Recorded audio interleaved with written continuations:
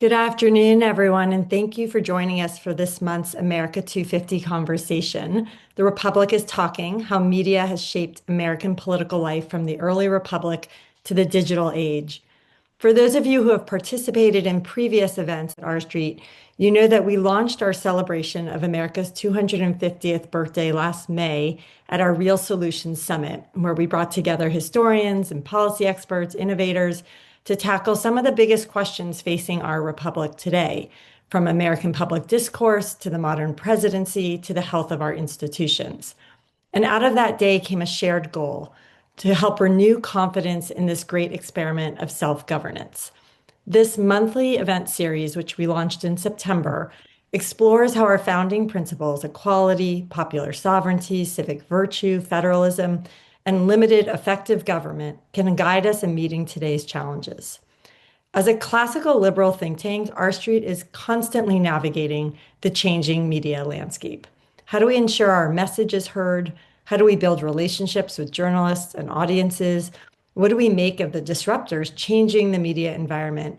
And how do we ensure our policies keep up with this changing information landscape? At R Street, we see these questions as part of our civic responsibility. Our work isn't only about advancing sound policy, it's also about modeling constructive dialogue. And that's the spirit in which we've convened today's discussion. We're not here to police viewpoints or declare winners and losers, but instead to bring together a range of perspectives, historical insight, and lived experience to help us make sense of this moment in American media. So with that, let me introduce our moderator, Mark Dalton, Senior Policy Director for R Street's Technology and Innovation Program. Mark focuses on the intersection of emerging technologies, media policy, and democratic governance, examining how digital platforms shape engagement and public discourse. He brings policy expertise to questions about how Americans consume information and participate in civic life, the perfect guide for bridging America's media past and present. So, Mark, the floor is yours. Great. Thank you, Sabrina, and good afternoon. Welcome to all our viewers. Like Sabrina said, I'm Mark Dalton. I'm the Senior Policy Director of R Street's Technology and Innovation Program, and I'm really excited about the opportunity to explore. Often we're discussing the most modern, most cutting edges policy implications. So it's nice to be able to go back and get perspective from historians and practitioners to color our thinking, and it's going to be a really interesting and great conversation. Um, I want to start by welcoming our panelists. We're thrilled to have each one of you joining us today as part of our semi-quincentennial programming, and we're going to be reflecting on 250 years of the American experiment. With that, we'll dive in. I'd love to invite each of you, starting maybe with Seth, to just talk about the perspective that you're going to bring to the conversation just really quickly and just to set the stage for our listeners. Sure. So that first book that I wrote about Tom Paine's America focused mostly on newspaper editors and printers in the 1790s. And so I got really interested in this kind of early stage of American political partisan development and the way the media shaped that. And so just one statistic that's worth knowing, and there were 3 times as many newspapers in the United States in 1800 as there were in 1790. So within the first 10 years, basically, of our existence as a nation, as a polity, newspapers just exploded. And these newspapers were like just about every small town had one. They were run by just kind of printers who were tradesmen. So there was no class of official journalists or professional media professionals. These were kind of amateur printers. And so it really is a fascinating world of kind of grassroots political conversation that kind of exploded in those first 10 years of American politics. Great. Thank you, Carolyn. Well, Mark, I hope it's okay. I thought I would start with a brief story. Is that all right? Sure. Absolutely. It's a story about how the British bombarded Boston in late August and early September of 1774. Or actually, it's a story about a rumor that spread about the British attacking Boston. And I promise this is going to get to my perspective here. What's interesting to me about this rumor is that, of course, like all rumors, it emerged from something true. It emerged from ongoing conflicts between the British troops and American colonists in Boston. General Gage, the unlucky man who was in charge of the British troops in Boston at that time, had become so concerned about the unrest that he ordered his troops to take charge of the city's gunpowder and transfer it to a British port. But from there, the news about that morphed from a story about tension to a story about an attack. And this is, I think, what's really interesting because fairly quickly, fast writers carried the story of an attack on Boston throughout New England.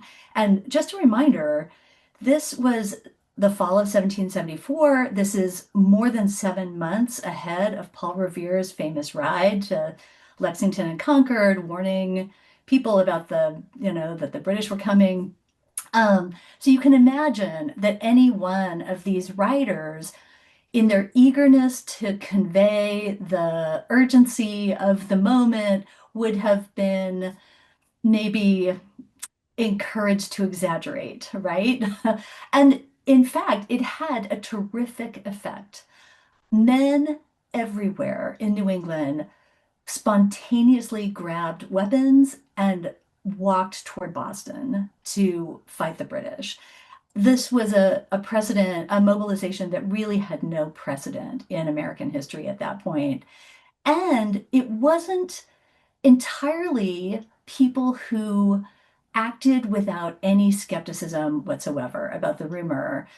There's a famous case of a man in Connecticut named Israel Putnam who couldn't believe the rumor. And so he had heard it from a militia officer in a nearby town. He sent his son galloping off to Grafton, Massachusetts, which is maybe 30, 35 miles outside of Boston, to talk to people about whether it was true. Everyone there confirmed that it was true, in fact.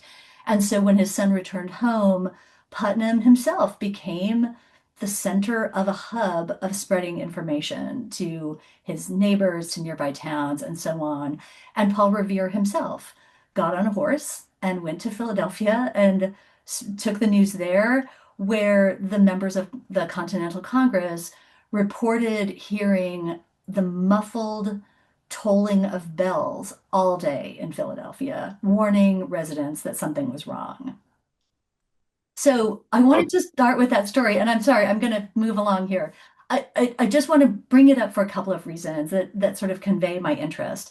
The first is to remind us that when we talk about the media during the Revolutionary era and beyond, we have to remember that the spoken word was one of the most effective and important forms of communication, and it has remained so for more than a century. Um, the second is to point out that all forms of communication can play into and be perverted by the heat of a political moment. Many historians have offered really important interpretations of the significance of misinformation, disinformation, rumor, and even false flag operations in early American history. And so I think it's important to remember that there's nothing inherently good or bad about media. Technological advances don't necessarily make media better. But anyway, this sort of gets at some of my perspectives on this topic in American history. no, thanks very much. And just for everybody, don't you are the more interesting folks in the conversation than I. So feel free to take this conversation wherever you see fit. Jonah, how about yourself? Um, so I'm more of a practitioner who dilettante. I often describe myself as a pseudo-intellectual demi-Jew from the Upper West Side of Manhattan. But I grew up in media, and for a long time I was a pretty mainstream conservative pundit, writer, and was at National Review for 2 decades. And in the last 10 years or so, I've ended up becoming, as I often put it, I've never been more ideologically grounded and more politically homeless. And the relevance of me bringing that up is just simply that I've come to believe, partly with the benefit of my friend the work by my friend Yuval Levin, that institutions are sort of everything, and that institutions, one of the core conservative insights is that human nature has no history. That every generation you start over with the same human beings that you had 10,000 years ago.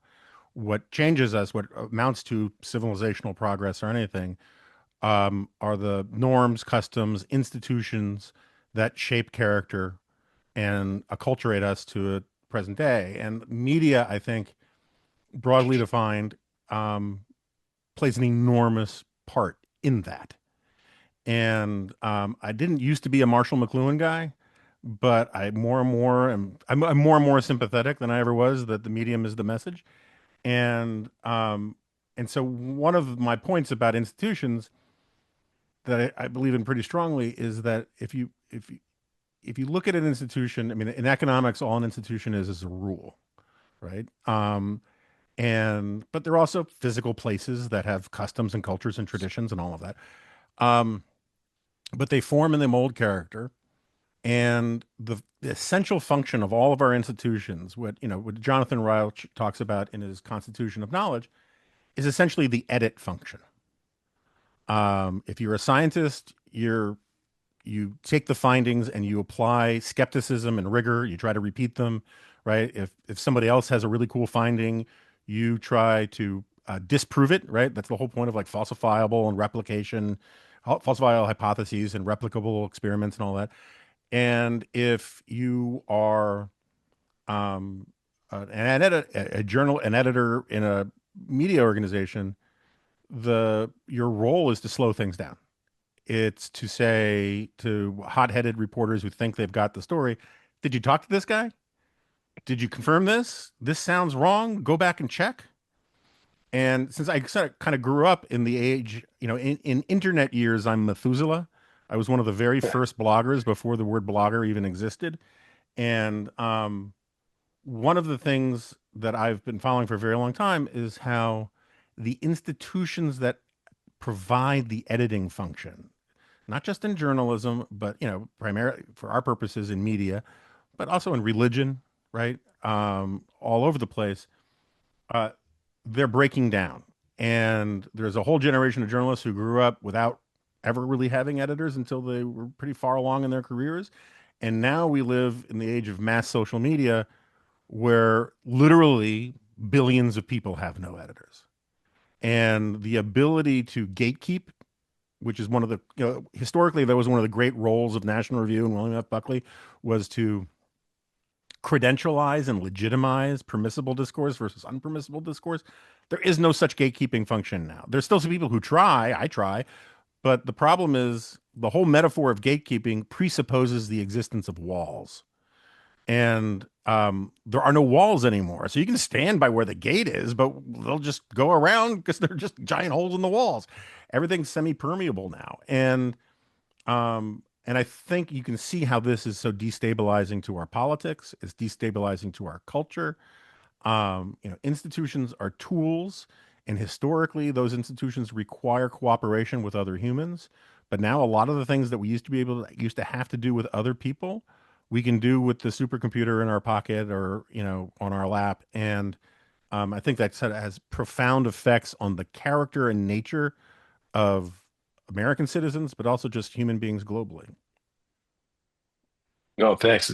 Fascinating. And that sort of brings us back to like going back to the founding. So Carolyn, I'd love to ask you, when we talk about the media in early republic, who is creating newspapers, right? Like what role do newspapers and pamphlets play in building, for instance, anti-monarchy sentiment, revolutionary fervor in the colonies? And how did print media specifically help create the idea of the public as a political force? Well, Seth talked about this just briefly, but I think one of the important things to recognize is that, uh, as he mentioned, newspapers were not run by anything resembling a professional journalist or a professional news gatherer.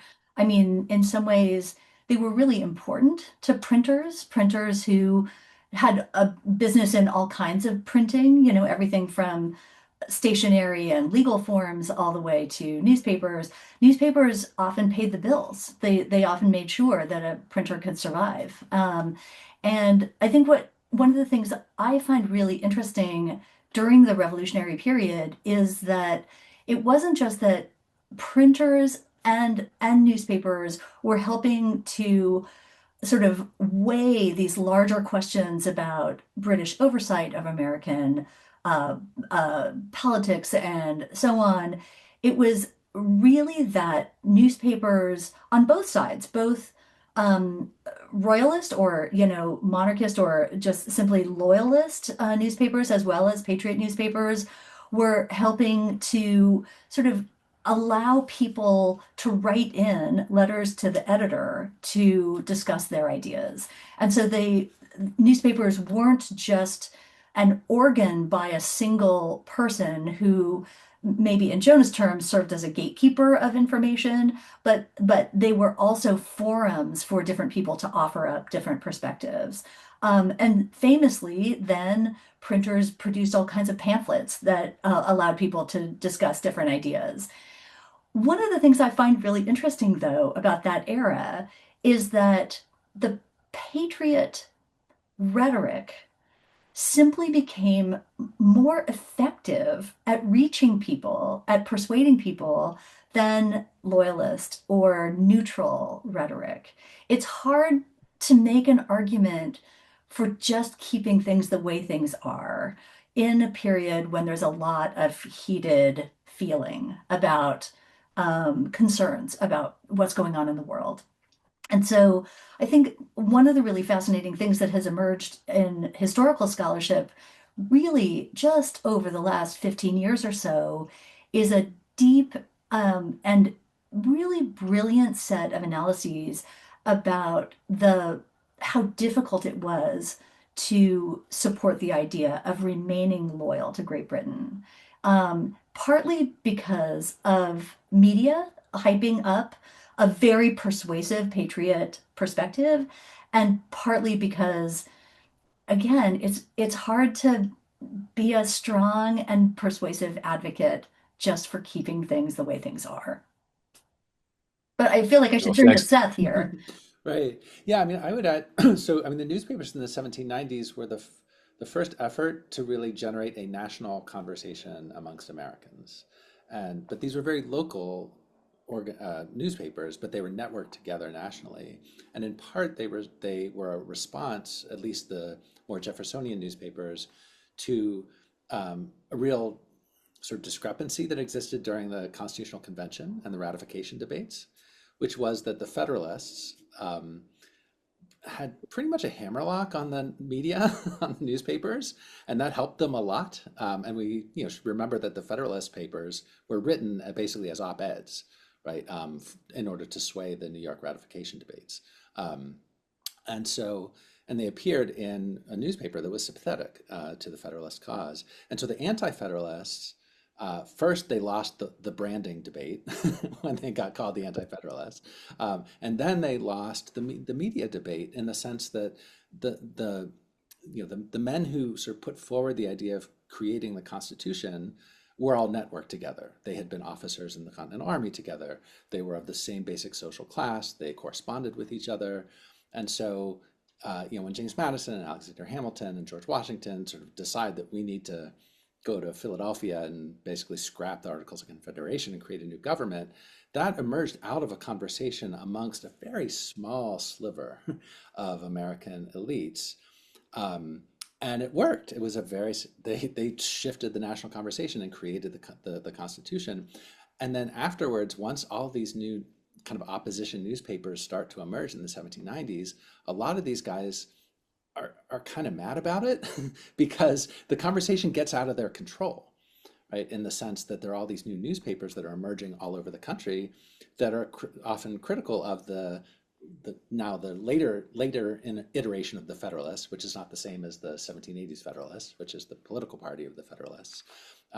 They're not so happy about all of these opposition newspapers that are popping up, and those newspapers the main ones are in Philadelphia and then also New York, and then Boston. But there are these networks of opposition newspapers that exchange um, information, they exchange kind of what we would call opinion pieces today. And then as the French Revolution kind of picks up steam, that the continuation of this sense of revolutionary change just supercharges the excitement about this politics and also the anxiety about it, especially once the terror happens and Federalists start to be really concerned about what's happening in France and is this going to happen in the US. And so just in those very initial years of our political life, there emerges this really new kind of media, which is the newspaper, run by people who had historically really not been considered to be legitimate voices in the national conversation about politics. And so it really is this kind of democratizing force, but also a democratizing force that is a kind of chaos producing force, especially from the perspective of the people who are used to kind of gatekeeping the national conversation. Yeah, the only thing I'd add, I mean, I defer to the historians happily, but I think it's kind of worth pointing out if we're just to do the compare and contrast, as you guys tell your students, or at least they used to. Um, when you're comparing and contrasting today with back then, I don't want to get too rosy colored glasses or be too nostalgic about this because I mean I just had to binge the Ken Burns American Revolution documentary because I had him on my podcast and the amount of bloodshed, civilian bloodshed, was really pretty. One of the more remarkable things I learned about all of it. But um, you know, I think it's the Hanlons, Oscar Hanlon, but it might have been Clinton Rossiter made the point that um, something like 10% of all pamphlets in the Revolutionary era were reprinted sermons, and uh, and Rossiter has this line where he says, if Jefferson and Adams never said a word, and only the ministers had spoken, were allowed to speak, the course of the revolutionary political thought probably wouldn't have changed very much because they were so dominant. And I don't know if that could be an exaggeration. But my point is they played a very important role. And ministers are a kind of gatekeeper as well, and a legitimizer as well. And I think that one of the things that I don't mind. So one of the I think what de Tocqueville called clear but false ideas is that democracy is about unity. There's an enormous amount of rhetoric about unity in America, and there always has been. It's United States, right? But democracy is actually about disagreement, not agreement. That's the whole reason why you have a democracy. Is elections are essentially arguments, and I think arguments are good and but they have to be good faith arguments. You have to actually have people who aren't lying on the other side or making things up, and it's sometimes it's very hard to tell, and sometimes people exaggerate things or say things they think are true, which are just kind of bogus.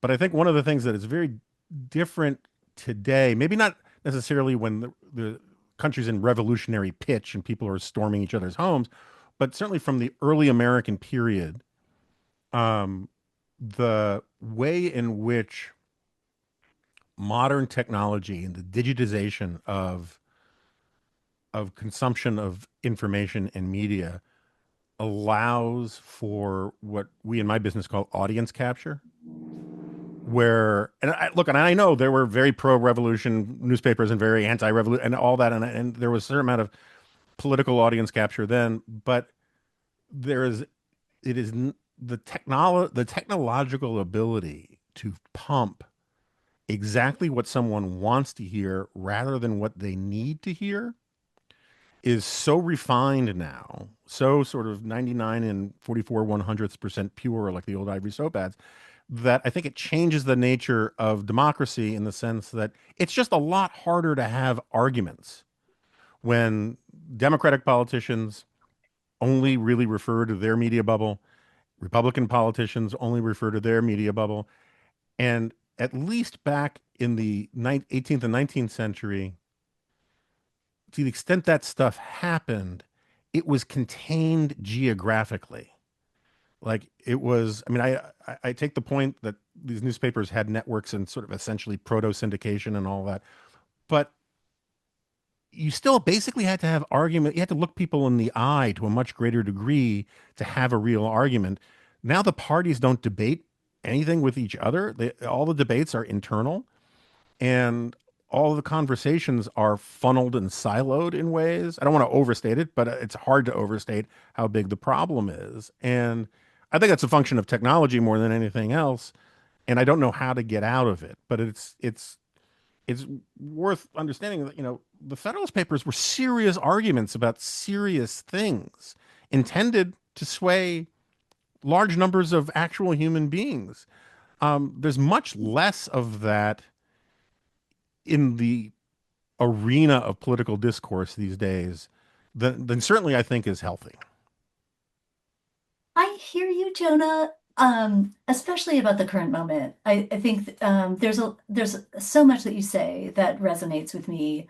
I do think, though, that you might be putting on some rose-colored It's possible. glasses to look at the past, just insofar as there have been so many scholars trying to break apart. Of course, we can look at the Federalist Papers and see these beautifully reasoned arguments and really effective rhetorical strategies, right? I mean, they were master persuaders as much as they were incredible political theorists. But I think what we have also come to see is the degree to which American newspapers and pamphlets also fomented racism against Black people and against Native peoples. The ways that they helped to spread rumors like the one I talked about with the supposed attack on Boston, the ways that they continually tried to marshal whatever argument they could about the opposing political party because all newspapers during that era were partisan Sure. and very strongly so. And so I will say though, I mean, and this is something that I've wrestled with, and I'll be curious to hear Seth's response also. Um, I think that a lot of these concerns about misinformation, disinformation, partisanship, the incredible hardening of political parties throughout the 1790s, for example, led to a really interesting concern with education, with fostering a larger spread of public education, which didn't really get underway until much later. But nevertheless, it started conversations about what we would call critical thinking, and encouraged people not just to read, to swallow whatever was being thrown at them through various forms of media, but to think critically and to think really deeply about what was being fed to them. And it gets back to something that, Mark, you asked me from the outset about the formation of an American public.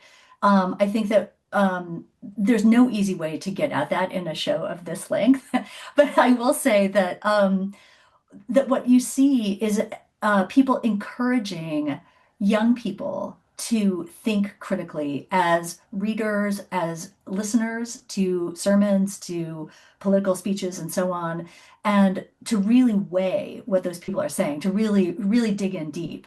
Whether they did it is another issue, but at least it did foster that kind of conversation. And again, I don't want to put too rosy a glow on that, but I think it is an important aspect of what we've seen over the long haul of American history, this sort of constant counterbalance between forces that sort of conglomerate power and information in the hands of a few, and the effort to ensure that the American public can be more critical and more and better at what they do as citizens.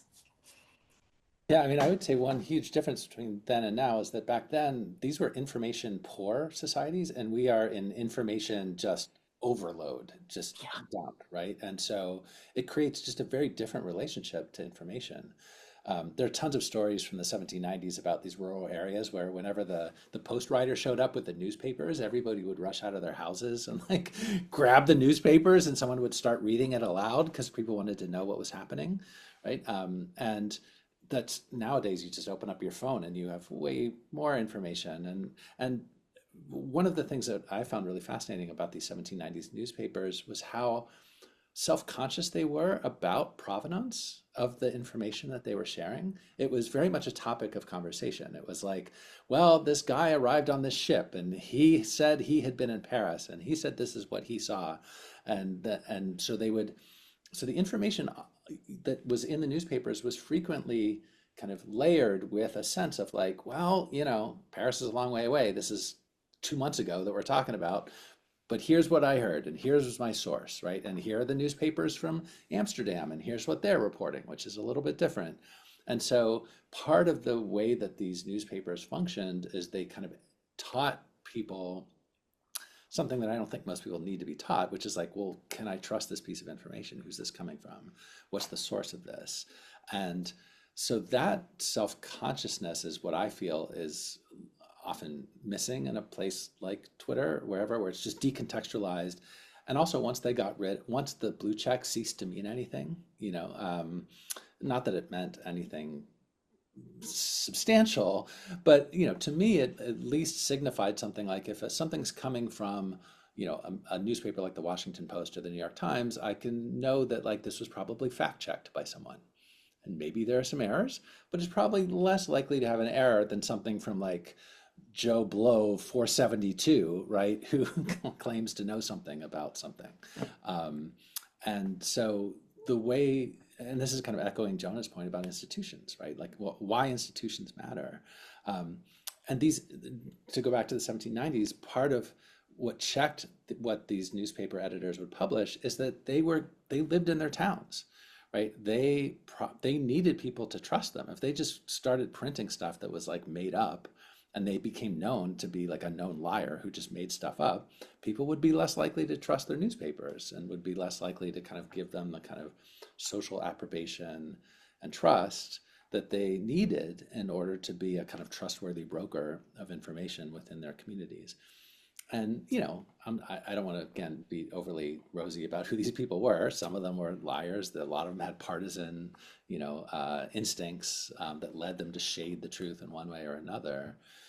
But they were also operating in an information environment where folks, readers, consumers of the news, but also producers of the news, were very attuned to where something was coming from and used to weighing the relative validity of the information they were getting.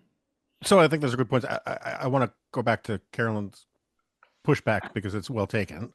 In fact, I've written a ton about how there's nothing new under the sun, and you should go back and look at the Philadelphia Inquirer's basically creation or co-creation of the New Jersey Devil story, right? And that kind of thing. Or if you go back and you look at the coverage of the Lincoln Douglas debates, the pro-Southern papers were talking about how Douglas reduced Lincoln to a quivering mass of inconsolate, rage at being so bested and and vice versa, right? And so like partisanship used to be a big part of it. And to Seth's point about the community thing, I mean, this is one of the points that de Tocqueville makes, right? Is that newspapers are part of the heart of association in America because they were built up around communities. And those communities were organic from bottom up in a way that now so many of the news outlets and quote unquote news outlets today are top down. They're sort of Potemkin villages found out on the, in the multiverse. And I think that one of the, and I want to thank Seth because he actually recommended this wonderful book about democracy and darkness that I've been reading when we had the prep call for this. One of my bugaboos about clear but false ideas out there is I think we have democratized a lot of institutions too much. We've made them too transparent. One of the reasons why we have such intense partisanship in this country is because our parties are too weak, not because they're too strong. And we have this sort of anti-small r Republican sense of this idea that any institution that we should defer to any of them in ways that in some ways, it's sort of a classic American story. You're not the boss of me, don't tread on me kind of spirit.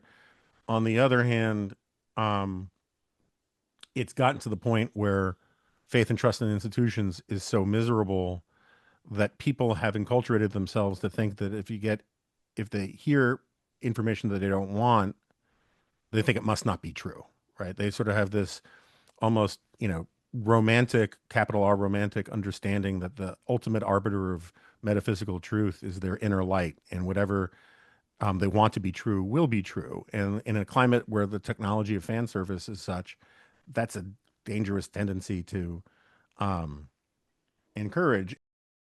Our conversation thus far has sort of been oscillating between the current era and the 1790s, but there have been shifts in the media landscape in the interregnum, right? So, Seth, you talked in our prep call about how you've been focusing on the role of media in the Cold War era. I was wondering if you wanted to elaborate on that a bit. Sure, sure. Yeah, I mean, so I'm currently working on the nostalgia project you mentioned is something that's sort of on the back burner for now. I'm actually currently working on this project about an Oregonian right-wing activist from the Cold War era, from the 1960s into the early 2000s, who became the chair of the Oregon Republican Party in 1978, 79, who it turns out was a silver shirt fascist from the 30s and was a kind of white Christian nationalist with ties to domestic terrorists.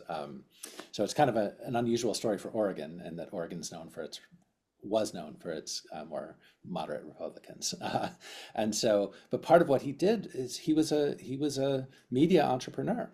He started a newspaper. He had a radio show, and in my research into him, I've sort of come to be familiar with this huge world of far right media, the stuff that was basically one or two clicks to the right of the National Review, Jonah. Hmm. And the National Review largely didn't pay any attention to this world of far Yeah. right And, and, media. and, and to be clear, the National Review in the 1960s wrote a lot of things that were not very good either. I mean, so to Oh, be sure. a couple Yeah. clicks to the right of National Review in the 1960s is pretty problematic. Yeah. So, Oh, yeah. um, and so like and so these folks were producing the kind of conspiratorial the folks on the far right that I'm talking about, you know, these conspiracy theories about globalist conspiracies, about gun grabbers who are going to come take your guns, all the stuff about the anti-civil rights movement stuff. These were the people who thought Martin Luther King Jr. was a communist. The guy I'm writing about thought Mark Hatfield was a communist because he liked Martin Luther King Jr.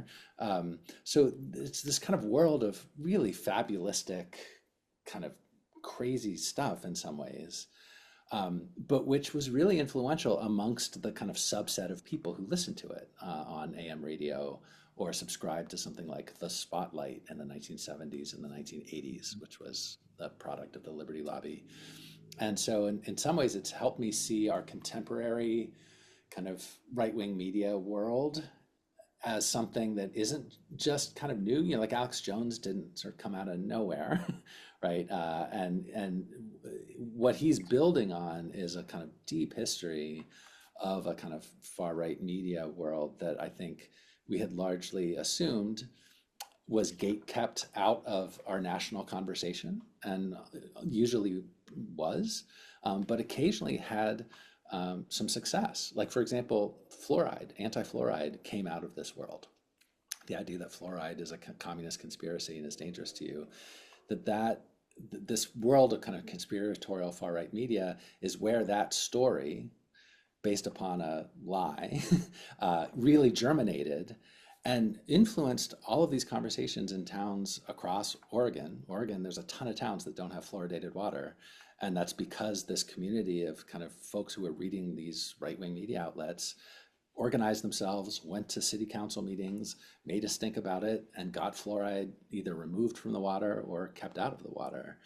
And so this has been part of our political culture for a long time. The sort of stuff that we bemoan today on whether it be Newsmax or name your kind of sort of right wing, empirically challenged kind of media outlet. Um, they're not entirely new on the scene. It's just their relationship both to the Republican Party is different, and their relationship to the national conversation is really different. yeah, I mean, I could nerd out on a lot of this for a while.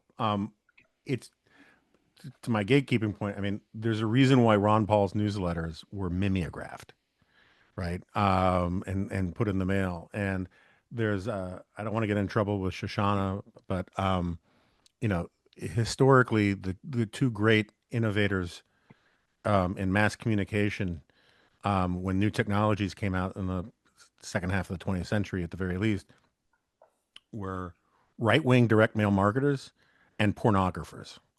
And they were just really, really good because the gatekeepers were sufficiently strong that, if William F. Buckley said you were too crazy to, pay attention to, you weren't going to get on Meet the Press, never mind firing line, right? And so there are a whole bunch of people who were relegated to the periphery. And it's outside the remit of this conversation, but it's it's worth just sort of putting a pin in the fact that the 1930s were so, so part of my longstanding argument is that all breakthrough technologies, communication technologies, create populist upheavals. And starting with the printing press, maybe not the telegraph, I'd have to think about that, but certainly radio, certainly television. 1968, you saw mass protests in dozens of cities around the world, Mexico City to Jerusalem to Paris to London to a bunch of them in America. And the televising of them is one of the reasons that made them sort of viral, made it contagious. Similarly, I think a lot of historians downplay the amount of churn and ideological heterogeneity of the 1930s in the United States, insofar as, Father Coughlin, who's routinely referred to as the right-wing radio priest, endorsed FDR in 1932, saying the New Deal was Christ's deal and it was Roosevelt or ruin. And a lot of the characters in that universe ended up being labeled right-wing because back then what defined what was right-wing was whether or not you were a critic of FDR. And so you get like union leaders who get called right wing. You get all sorts of people who don't believe in sort of like limited government and conservatism, sort of National Review conservatism being lumped in with the right. And it's very annoying to me that the story of the sort of crazy right sort of is sort of believed to have started basically with the John Birch Society, when the John Birch Society has deep roots in the politics of the 1930s, and the opposition to FDR and a lot of anti-Semitism that was in the opposition to FDR. And and the reason why a lot of people I think started with the Birch Society is that's when it was visible to mainstream Americans because of the media coverage of it. Prior to that, it was more diffuse. It was also hard to pin to this, so the neat categories of left and right. Um, and so the problem today is, I mean, just the other day, Matt Gaetz, former congressman who, full disclosure, I despise with the blinding heat of 1,000 suns, was doing an interview on his show on OAN or something like that, talking to somebody about there are apparently some forest fires in Argentina.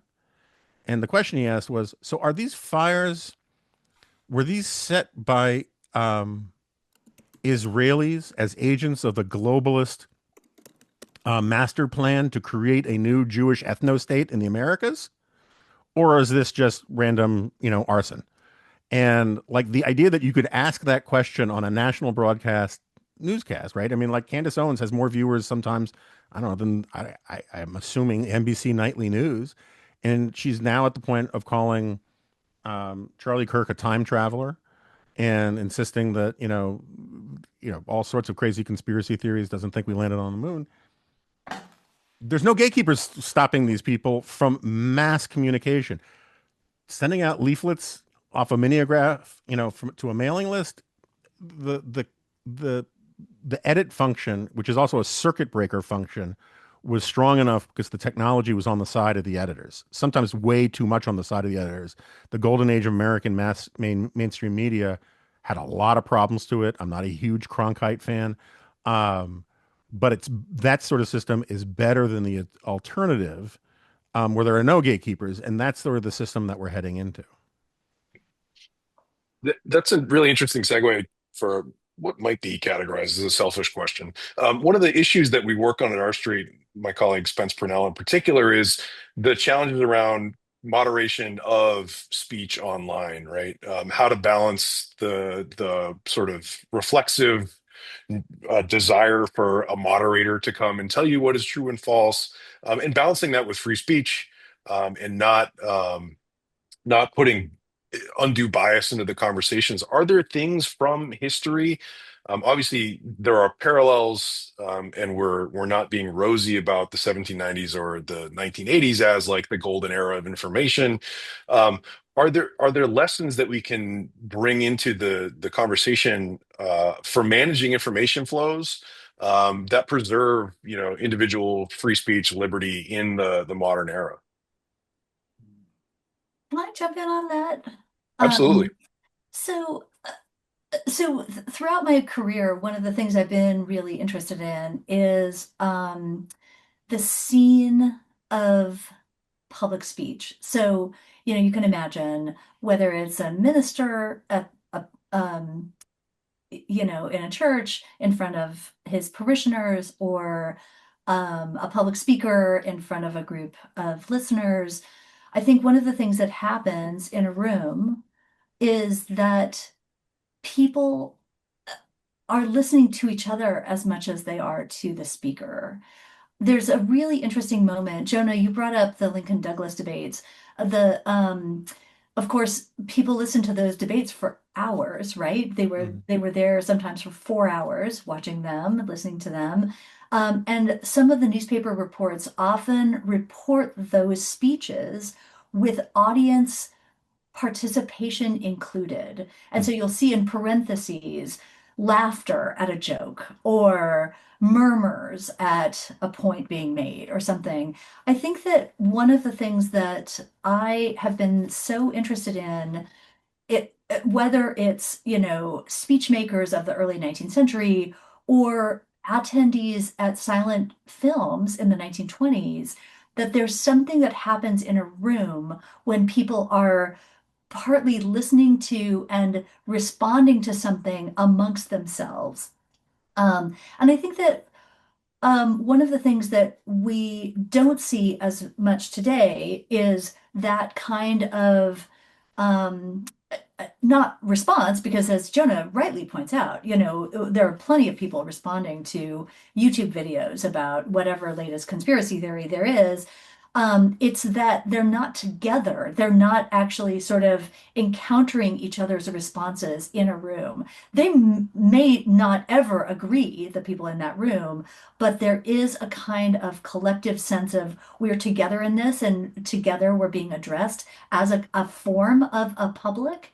And so I think that all of these kind of people firing in from every different direction on in these moments, as you were saying, Mark, about how much free speech do we allow in the comment section, right? Um, they're not, there's not any sense of responsibility to a collective at all. And I think that's a really interesting shift. We don't have as much of that kind of collective response as could be healthy for the public. And I mentioned just briefly in our prep session for this that it gets to a question for me about teaching as well. There's such an we're getting encouraged on all sides to go to online classes, to go to asynchronous classes, but there's something really good that can happen in a room with real people trying to say responsible things and engaging in that kind of debate and exchange and collectively coming to at least a set of understandings about a topic that can be a really healthy thing for a public. Yeah, and I would say that the free speech question, sometimes this becomes a red herring because, like, the First Amendment says Congress shall make no law. It doesn't say Mark Zuckerberg shall have no policies, right? When we think about where free speech happens, I think of a space of free speech as a space, it's kind of like a party that someone's hosting. And like when someone starts like throwing beer cans at the wall, you kick that person out of your house because like that's not the spirit of what the party is, right? And that's okay. You've just like said, like you that person can go throw beer cans somewhere else. You just can't do it here, right? And this is kind of the way academic discourse often works. And sometimes people make bad decisions about that. But you know, our biology department here isn't going to be inviting creationists to come give a lecture. They're just not. Those creationists can talk. Our biology department isn't hunting those people down and silencing them and putting muzzles on their faces. They're just saying, like in this space where we are committed to the pursuit of truth, in the according to the rules of the discipline that we have been sort of trained in, we're not going to talk about those issues because that has been settled, right? And we're not going to reopen that. And so, you know, our history department isn't going to invite someone to give a talk about how Martians wrote the Declaration of Independence because they didn't, right? That's just not right. But again, if someone wants to say that, fine, right? We're not going to stop them from saying it. And so this is where the quality of our national conversation really matters, right? And people have to care about that quality. And this to me is where like the question of who owns these spaces where these conversations are happening really matters, right? I mean, when Elon Musk bought Twitter, like as soon as he did it, I was like, he bought this in order to turn Twitter into a vector of right-wing propaganda and misinformation. I said that in 2022. It seemed obvious that's what he was doing. And it turns out, oh, what a shocker. That's what he's done, right? And he allows other people on there. Like I could go on there and say what I wanted. Of course, I'd be barraged with anti-Semitic like DMs and hate, which is why I left Twitter, right? But I could do it if I wanted to do that. But when I open up Twitter now, what I see is just straight up white nationalist bile, right? And that's not an accident. It's not, right. It's built into the algorithm that he has designed that squares with his view of the world. And he uses his platform to amplify all kinds of inaccurate stuff that fits with his political perspective. And he calls that free speech. And that is speech. It's not free speech that is enriching our democratic conversation in any way that I think is meaningful, right? And so when one of the first things the founders did in 1792 is pass the Postal Service Act, which subsidized newspapers. They were far cheaper to send newspapers than it was to send a letter. And they also allowed newspaper editors to share those newspapers with each other for free through the Postal Service. And the reason why they did that is they assumed that the people producing these newspapers, and they didn't discriminate between whether you're a Federalist or Republican or whatever, they were just like, we assume that these people producing these newspapers are doing it in the interest of providing information to the public. And that is a good thing, and we want to facilitate that. And newspapers were the like only informational game in town at the time. So obviously it's hard to imagine what that would look like today. But this was a positive value that the people who founded the country had. And they had it not because they wanted to like facilitate any person to like say whatever cockamamie thing they wanted. They did it because they assumed these newspapers were going to be like responsible arbiters of a pluralistic, diverse national conversation about public matters. So I there's a lot there I agree with, but just putting on my pundit hat for a second, um, it is amazing to me how quickly, during the pre-Musk takeover, everyone screaming free speech was on the right, and then Musk takes over and this free speech goes to the left. And it reminds me a little bit of, my friend David French. He often likes to argue that only 2% of Americans are actually really pro free speech, like regardless of content. But since free speech controversies always divide the country, on any given controversy, those 2%, the people like Greg Louganeff at Fire and whatever, they get half the country on their side, right? So if there's something that really pisses off the left, that the left says this kind of speech shouldn't be tolerated, half the country on the right, the right half of the country says, oh no, this is a free speech issue, and they lionize the champions of free speech. And then when it goes the other way, the left says, oh, look at these champions of free speech. They're the fulcrum of the seesaw of a lot of hypocrisy in American political discourse. And I mean, I remember being on Fox News when I used to be a Fox News contributor before I quit and uh, protest. Howie Kurtz had me on. He wanted me to talk about Americans, about the problems with cancel culture. And I said, yeah, we definitely have a left wing cancel culture problem in this country. We also have a right wing cancel culture problem in this country because we have a cancel culture problem in this country. And, you know, by the way, Donald Trump is the single greatest champion of canceling people in American public life today. He's tried to get me fired from 4 different organizations. And poor Howie Kurtz starts to like get into this sweat about like, well, that's not the conversation I wanted to have. I wanted to make it pretend that this was just a left wing problem.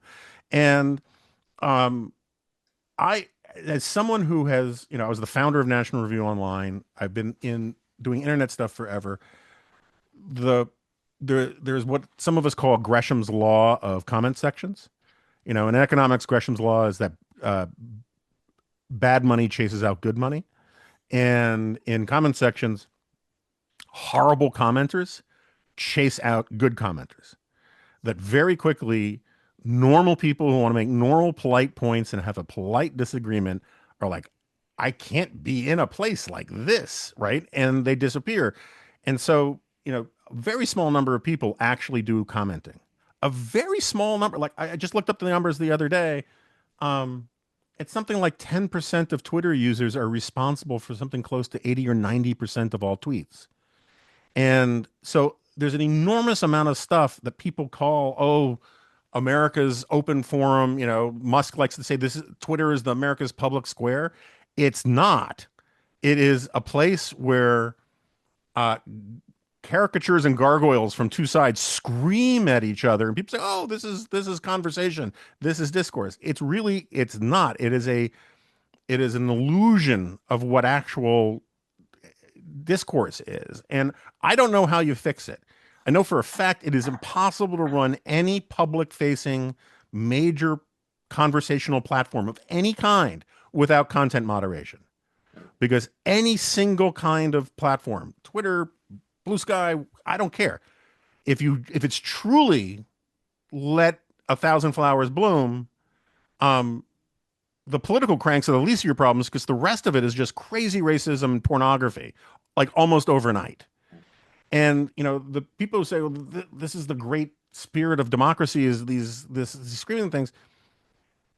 Not every C-SPAN caller is Alexis de Tocqueville, if you haven't noticed, right? A lot of them are crazy people. And so I have no problem with figuring out a way to edit these things, but any form of content moderation is going to have its biases. And I think Twitter was biased against, you know, certainly you're in the COVID era, you know, partly from the pressure of the government, but um, there's no such thing as truly neutral moderation of any of these kinds of things. The only standard needs to be responsible moderation, right? Or defensible moderation and make the rules for it clear. Like this is the kind of stuff we're not going to allow. And if you really don't, if you want to keep testing it, you're out of here. And so like, but it's very, very, very hard to do at scale. And particularly when there are a lot of bad actors. I mean, the share of people, the share of accounts on Twitter that are bots, you know, Twitter says it's 5% or less than 5%. There are studies that say, you know, no, it's more like 70%. I don't think it's that high, but it's not 5% either. And they're not even humans dedicated to making Americans angry. They're algorithms. And so it's just very, very hard to figure it out. And I don't have a great answer on it. Let's open it up to questions. So if folks have questions that you'd like the panel to address, feel free to use the Q&A function. I've got plenty of questions we could continue for. And I while have a those are quick question. Can I ask? sure thing. I'm quick, curious for Jonah. How do you understand the difference between cancel culture and gatekeeping? Because gatekeeping has a kind of positive valence, right? And Hmm. cancel culture has a negative one. But when someone's gatekeeping, aren't they canceling? Like, Well, no, is I that mean, canceling or not? Or is that, it's a, or what's the difference? it's a, yeah, it's a difference of degree, right? Extreme cancel culture is like debanking people, getting people fired, right? Um, uh, in Trump's America, sometimes it's actually criminally prosecuting them. I mean, like when you look at what they're doing to Senator Kelly, right? But we just recently saw this. All of these people who had been, um, like, so there's this controversy on the right. Nick Fuentes is neo-Nazi or Nazi adjacent. People call him gripers or whatever. And uh, Ben Shapiro goes out of that Turning Point USA thing, and I got my issues with Ben, but he's on the side of the angels in these debates. And Ben says we can't have tolerance for this guy, right? This kind of stuff. There's no room in our movement for Nazis, which I think is a pretty low bar, right? And the response from Tucker, who I was friends with for a very long time, and ultimately from JD Vance is we can't we can't give in to cancel culture. That is a bullshit argument, right? No one's talking about saying we're going to deprive Nick Fuentes of having a TV show, right? The argument is maybe you shouldn't have him on your TV show. Maybe you shouldn't say he's this really great guy who makes a lot of fine points, except for all the Nazi stuff, um, and the racism stuff and the pro-rape stuff and all these other things, right? Um, Free speech is also criticizing other people's free speech. And the amount of snowflakery that moves from left to right on this point is staggering to me. The number of people who will say I used to argue this all the time against left-wing people saying, I am not denying your free speech rights if I criticize the content of what you're saying. And they say, oh, you can't silence me. And I'm not silent. I'm trying to argue with you and to say what you're saying is ridiculous. And now there's an enormous number of people on the right who are so thin-skinned that if you say we should have nothing to do with Nazis, by which we mean like don't have them on your platforms, don't invite them to your conferences, don't sing their praises, don't say, oh, they're just asking questions and all these kinds of things. People say, oh, you're trying to cancel them. And it's particularly frustrating from the people who also say, we got to get rid of all of these neocons. We got to kick them out of the party. There's no place for them in the tent. But these people, there is room for, right? And so there's a studied sort of position of what I've been calling anti-Nazism. It's not that I don't think JD Vance is a Nazi. He just wants you to know that he's not going to make a big deal about other people who are. And that's not, cancel culture's got nothing to do with it. It's about intellectual rigor and honesty and having the courage to say, we're not going to have a popular front. I hate popular front thinking. This is what I mean about being politically homeless, but ideologically grounded. If someone is wrong as an intellectual, as a writer, as a historian, as a journalist, you have an obligation to say they're wrong and not say they're right out of some sort of misplaced tribal sense of political solidarity. And there's an enormous amount of that crap going on in American politics today. And I think our media climate wildly reinforces it, not just with social media, but with cable news and all sorts of things. Yeah, and just to add on a brief thing, I think that we can all agree that it's one thing for a media organization to decide how they want to moderate comments. It's another thing for the US government to Sure. shut people down. And that's simply unconstitutional. And that's the question that often gets fudged in these conversations, right? People act as if I have the right to say whatever I want all the time.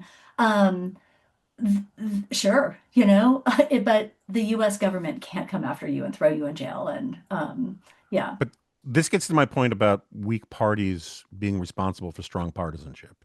We are the only advanced industrialized country in the world whose parties gave up the ability to pick their own candidates. And so right now we have a primary electorate that detests the only thing that makes them like their party is because vote for their party is because they hate the other party more. And in that kind of climate, um, it is very difficult to have. I mean, the function of parties used to be to discipline what the coalition believed and was going to campaign for and work for. And now that is outsourced to mass media in many respects, and in some ways, niche media. And if we had stronger parties that said, you know, if you were campaigning on these things, you can't use our brand, you can't use our brand name, you'd have more responsible parties. But remember that George Santos guy who, was the crazy grifter guy? I remember people asking me all the time, pardoned. pardon, that's right. why did the Republicans even let him run as a Republican? And I was like, because he paid the $35 fee and filled out a form. That is the gatekeeping of the Republican Party, is that if you show up and run, you get to call yourself a Republican. And ditto with the Democratic Party. And I'm much more in favor of strict standards for all of these institutions to take their integrity much more seriously. And that goes for newspapers and magazines and television networks, but also goes for the political parties and whatnot. And that's what I mean about this edit function sort of being lost in the dissolution of our institutional, structure. So we're getting close to time. I really want to thank like the panel for like my greatest expectations have been met, right? For kicking off a conversation that sort of sustains itself and is fascinating to behold. I wonder if there are last thoughts that you might have just to get off the stage, maybe looking forward toward the future. I know you're not supposed to ask a historian what they think about the future, but if you've got, Carolyn, maybe something just to wrap up, and we'll go around the horn for final thoughts. Oh man, do you have to start with me? I don't know. We can start with Seth. But Well, I mean, I will say that there are many things that interest me about the current moment and looking forward. But I think that the ways that we are now seeing um, uh, the rising up of people walking, marching in the streets to declare their concerns about the direction the country is going in is, I think, a positive move. I think it's always positive when people are willing to stand up for what they believe in, to leave the comfort of their houses and march on a rainy day to and make a sign, however much they may plagiarize the sign, nevertheless, it can convey their ideals. I think that there's a kind of voting with your feet movement going on right now that can ideally inspire some of our more weak-kneed politicians to respond and to respond in ways that are thoughtful and wise and take into account the public good, which is something that we don't talk a lot about anymore. Thank you, Seth. hmm, I mean, so the scale of a conversation should be matched to the scale of the problem that the conversation is about, right? So like there are conversations about the municipal water supply in Salem, Oregon, that are conversations that are important and will probably just happen in Salem, Oregon. Like people outside, maybe people have opinions from outside Salem, but but conversations about, the future of NATO are like global conversations. Um, and the problem with these kind of global conversations is that there are hundreds of millions or billions of voices that matter in those conversations. And having a conversation with that many voices is just cacophonous and kind of impossible, right? And so, to me, the death of local journalism has been a real deficit for our democracy. I spent a lot of time reading, for my research, reading these newspapers from the 1960s and 70s and 80s. And every town in Oregon had their own newspaper. Like the Bend Bulletin that served 12,000 people was a really fantastic newspaper, the editor of which was this really well-educated guy who was very thoughtful and took his job very seriously. And he was serving a tiny little constituency. But the work he did was really important, and it really did foster a kind of relatively healthy kind of political culture in some of these places. Um, and I don't know how we rebuild those local conversations because our politics has become so national. All of our conversations become so national, which is bound up with the technological nature of the way our media works today. Um, and I wish I had, I mean, my sense is that what I see in my students is that they really dislike the nature of the media that they have on offer to them, and they are able to distinguish between more or less trustworthy sources. The problem is there's just a deficit of trustworthy sources that have the kind of clout that something like Twitter has, or TikTok, or whatever it might be. And I don't have yeah, I'm a historian. I look backwards. I don't have a solution. I'm not a policy person, but I do think there's a desire for more truthful, truth-oriented media. There's a demand for it. There just isn't it's just not economically feasible at this point. There's not a supply for it, and I don't know how we build that. But I think it's super important that we try to, in the interest of kind of rebuilding our kind of democratic instincts as a people. Uh, I will be self-indulgent and say that's sort of what we're trying to do at the Dispatch. Is we have a rule that if we don't annoy a third of our audience on any given day, we're doing something wrong. Because we think it's really important to tell people what we think they need to know rather than what they want to know. And um, but if I don't believe as a small C conservative, I don't believe in silver bullet solutions. There aren't any to anything, right? But I agree with Seth entirely about the decline in local journalism. And one of the points I'll often make to um, uh, um, audiences about the importance of local journalism is one of the first things that happens when you lose a local newspaper, um, when a town loses its local paper, um, it becomes more expensive to borrow money. Interest goes up because it's just harder for credit agencies to get visibility into how the city is run, and it increases the likelihood that shenanigans from the local government are going to go undetected because who's covering the local city council meetings and that kind of thing. Um, my one, it's not a silver bullet, but my one partial, very partial solution is to send more power back down to states and local communities. Because one of the reasons why we have such paranoid, weird, angry populism in this country, whether it's the Occupy Wall Street variant or the Tea Party variant or the MAGA variant, pick your variant, is that everyone thinks that everything is done out of Washington, that the powers that be are these cold impersonal forces very far away. There's a deep state. There's all of these things. And while a lot of that stuff is way too paranoid, there's a truth there. And if you send power back down to, you got to honor the 14th Amendment. You can't have Jim Crow. You have to basically protect civil rights and all those things. But if the powers that be in your communities and your states are actually the ones that have the power and make the important decisions, it's actually empowering of democracy to give people a sense that they know how to fix things because it's close to home. When it's all very far away and very impersonal, um, it makes it very, very difficult to feel like you can make a difference. And so you end up being performative rather than constructive.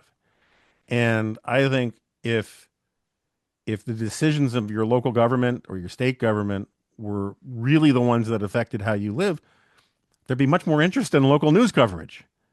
But and the reality is that a lot of the stuff really does matter, but people are taught that it doesn't.